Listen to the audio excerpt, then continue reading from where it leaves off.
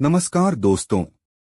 आज हम बात करेंगे सुभद्रा योजना के बारे में, जिसमें 5 लाख महिलाओं के आवेदन अस्वीकृत हो गए हैं। जानेंगे कि क्यों और कैसे बैंक मित्र इन महिलाओं की मदद करेंगे। तो चलिए शुरू करते हैं। सबसे पहले आइए जानते हैं कि सुभद्रा योजना क्या है।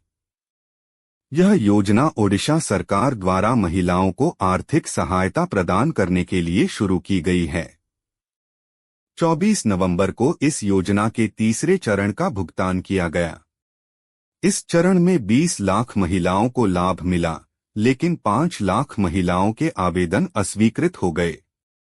इन अस्वीकृत आवेदनों के पीछे कई कारण हैं, जैसे कि डीबीटी लिंक का न होना और आधार कार्ड या मोबाइल नंबर से लिंक न होना। उपमुख्यमंत्री प्रभाती पारिदा ने कहा है कि बैंक मित्र इन महिलाओं की मदद करेंगे। वे उनके बैंक खाते से संबंधित समस्याओं को हल करेंगे।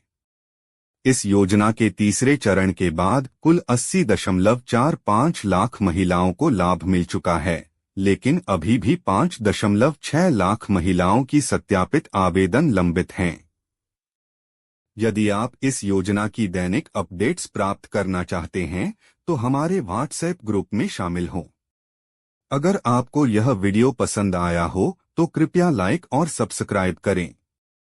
अपने विचार कमेंट में बताएं। धन्यवाद।